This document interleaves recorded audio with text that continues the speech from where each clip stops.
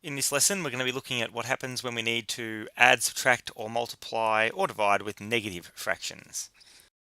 So obviously it would be good for us to remember first of all just how we do it with normal negative numbers, not fractions. And so if I am adding a negative, then they both join together to make a minus sign. Adding a negative is just the same as minusing, and so that would just be 5 minus 3, which is 2.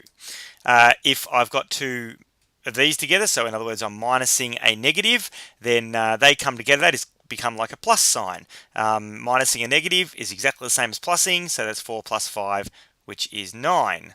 If you are multiplying, then if there's only one negative in the multiplication, the answer will be negative. If there are two negatives, such as here, then your answer will be positive.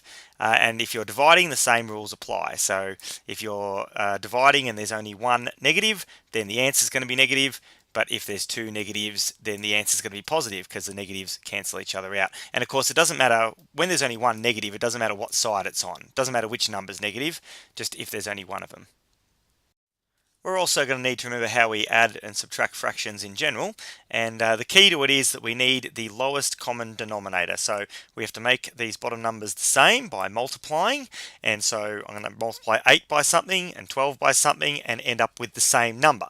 Now, you want to avoid the temptation just to always go, well, 8 times 12 is 96, and so that's the lowest common denominator. It's not the lowest one. It often isn't the lowest one.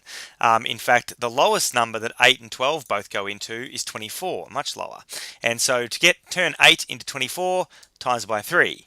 To turn this 12 into 24, I times it by 2, and I always remember to times the numerators by the same amounts. So whatever I times the bottom by, times the top by it. And then I write down my new fractions. So 9 over 24 plus 14 over 24. Now that they've both got the same denominator, I'm allowed to just add these two together. So 9 plus 14, which is 23, and over 24, and that's it, because that is a proper fraction. We'll also need to remember how to multiply and divide fractions. And so if I've got my multiplication here, remember we do not need the lowest common denominator. We are just going to go tops together, times by the tops together, and times the bottoms together. But before we do that, we can simplify.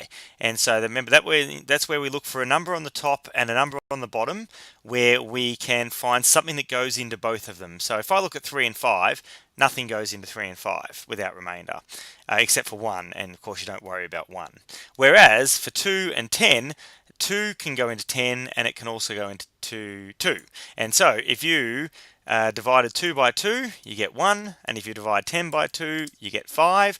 And so now when I do my multiplication, I'm doing 1 times 3 and 5 times 5, and so I end up with 3 over 25. Remember, if you didn't do that and you went 2 times 3 and 5 times 10, you'd end up with 6 over 50, and then you'd have to simplify it still. It's usually easier to simplify before you multiply because the numbers are smaller then.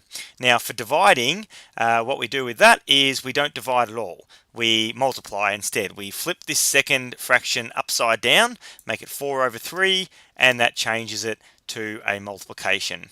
And then you can just work out the multiplication normally, so nothing goes into 4 and 7, nothing goes into 4 and 3, and so 1 times 4 is 4, 7 times 3 is 21. If we come across mixed numbers while we're doing this, it's generally easy to change them into improper fractions before you attempt any of the other operations. And so this one here, I'd multiply those together. So 1 times 4, because there's one whole and each whole has got 4 pieces in it. So that's 4 pieces altogether, plus the extra 3 we've got on top means that I've got 7 pieces altogether. And 4 still makes up a whole, so we leave that on the bottom, doesn't change. And so now that I've changed them into improper fractions, I'd just go ahead and multiply those the normal way. Now remember, you don't have to change it if you're doing addition and subtraction. If you know how to do it without changing them into mixed numbers, that's fine, but for multiplication and division you do have to change it first. Okay, there's really only two main things in this lesson, two main concepts, and the first one is if a fraction is negative, the negative sign can go out the front or next to the numerator. So these two are exactly the same thing. So that negative sign, as long as it's only there once, then it's fine. In theory, it could even go on the denominator, but we don't do that. And so sometimes you might see it like this, sometimes you might see it like this, but you won't really ever see it written down like this. But they are all technically worth exactly the same value. And the second thing is simply that fractions are just numbers, and so all the rules with negatives apply. If we're adding a negative, we're going to change that to minus. If we're multiplying two negatives together, the answer is going to be positive, and etc. Let's get straight into some examples here. And so we're going to evaluate 7 over 12 minus negative 3/4. Now, when I write this question down, I'm not going to worry about writing down the brackets because they're around a single number. A fraction may have a top and a bottom, but it's still considered a single number. And so we've got 7 over 12 minus negative 3/4. Now, the first thing I could do here is I could note to myself that this is a plus. You don't need to do the circle and put the plus up there if you always recognize that minusing a negative is a plus. I sometimes find it helpful to put that there though. Then I'll have to find the lowest common denominator. And so the lowest thing 12 and 4 both go into is actually 12. So I won't need to change this one, but I can change this one here. So if I times the top and the bottom by 3, that will make it 12 on the bottom. And so on the next line down, notice I've now changed my two minuses into a plus, and I've fixed up my denominators to be the same. And so 7 plus 9, that is just 16, so 16 over 12. Now from here, there's two things. One, it's an improper fraction, and the other thing is it can actually be simplified here. And so I should find the biggest number that goes into 16 and also into 12, and that is 4. So if I divide them both by 4, now I can change it into a mixed number. Now, unlike with multiplying, there's no way to set it up so that you'll always get a simplified answer when you're adding or subtracting. So you just got to check at the end to see, is there anything that goes into the top and the bottom. Now, the second example, we're going to work out negative 10 over 21 times by negative 7 over 25. And again, we don't need to write the brackets down because they're just around single fractions. And so when I do this, I'm not going to worry about the negatives at the moment. I know when I do my multiplication, the answer is going to be positive because there's two negatives there and they'll cancel each other out. I will try and do my simplifying. 7 goes into 7 and also into 21. So I can go 7 goes into 7 once and 21 3 times. Now 10 doesn't go into 25, but 5 does go into 10, and it also goes into 25. So if I do that's 2 times, and that would be 5 times. Now I can do my multiplication. 2 times 1 is 2, 3 times 5 is 15, and so I end up with 2 over 15. Remember, no negatives because they cancelled out. Let's try a couple of practice questions now. Remember to show while you're working and pause the video.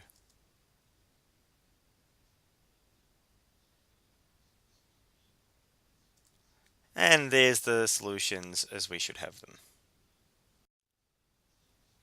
Okay, so in this first one here, I started by writing down the question. I didn't bother writing down the brackets because it's just around a single fraction there.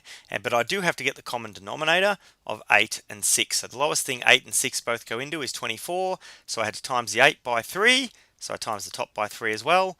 And I had to times the 6 by 4. So I times the 5 by 4 as well. And that's what I ended up with. And then I was working out negative 3 take away 20. Remember, it was negative 1 over 8 here, and so I just put the negative up with the 1 so that when I did it, negative 3 take away 20 was pretty easy for me to work it out. So negative 23 over 24 was my answer.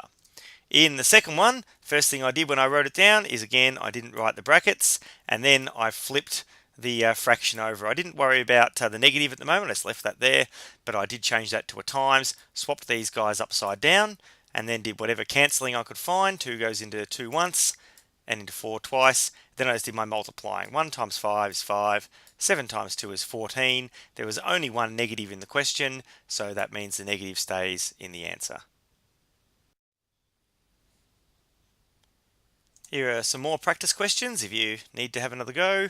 Remember to pause the video.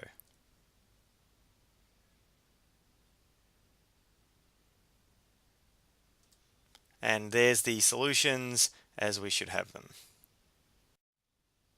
And that is the end of the lesson.